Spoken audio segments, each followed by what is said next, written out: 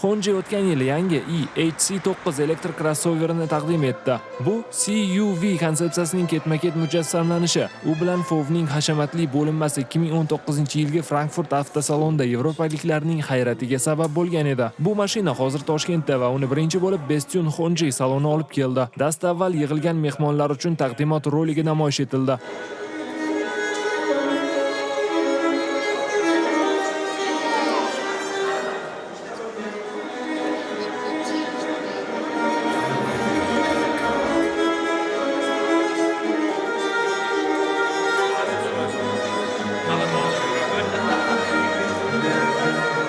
So'ngra esa hamma kutgan fursat, ya'ni mashinalarning namoyishi boshlandi.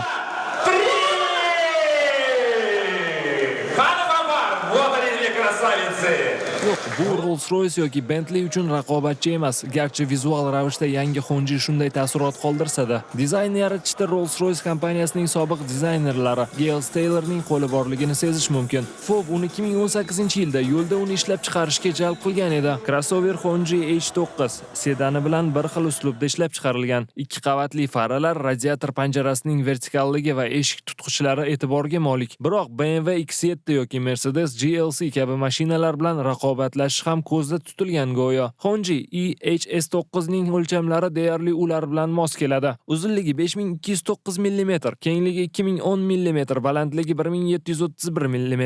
G'ildirak bazasi esa 3110 mm. Ma'lumot uchun BMW X7 niki 3105 mm va Mercedesniki esa 3075 mm ni tashkil etadi. Standart g'ildiraklar diametri 22 dyuymni tashkil qiladi. Honda ning kapoti esa an'anaviy tarzda diod chiroqlar bilan bezalgan. Avtomobilni ko'p bir quvvatda necha kilometr, maksimal katta kilometr yurish zaxirasiga ega elektromobil olib kelinglar deyshadi. Bu birinchisi. Ikkinchisi, komfortni, ya'ni maksimal darajada premiumlik bo'lsin deb bizdan so'rashadi va gabariti juda ham katta elektromobil, ham ekonomichniy bo'lish tarafdorini bizga ko'p chiqishadi. Honda HS5 haydayman, o'zi qiziqaman. Bu Honda'ni olishdan oldin elektromobil xarid qilaman deb qidirib yurgan edim. Ochiq aytaman, ko'p mashina keldi, Xitoy mashinalari uncha yoqmagan edi.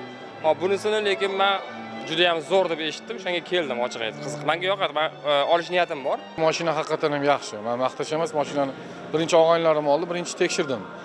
Jovlan oldi, Jahon oldi, tekshirdim. Haqiqatan ham mashina yaxshi. Ekonomishni eng birinchi o'rinda ham yaxki ham uzoq yo'lga charchatmaydi. Ikkinchi juda ham aqlli mashina. Masalan, ana unda ham aytdim, 500 kilometrga 31 yo 32 litr edi. Dalniga bo'lmasa, qancha perevallar bor O'zbekistonda, qancha tog'li joylarimiz bor. O'sha yerdan ham bir xil yeb benzinga 31-32 deydi. Menimcha yaxshi mashina. Men o'zim o'sha uchun tanladim. Og'aylarim tanlaganda birinchi oldim. Ko'ringlar qanaqa mashina ekan. 2 oylar sinab ko'rgandan keyin o'zim bir marta rulga o'tirdim. Haydab ko'rgandan keyin haqiqatan mashina menga yo'q. O'sha kuni oldim.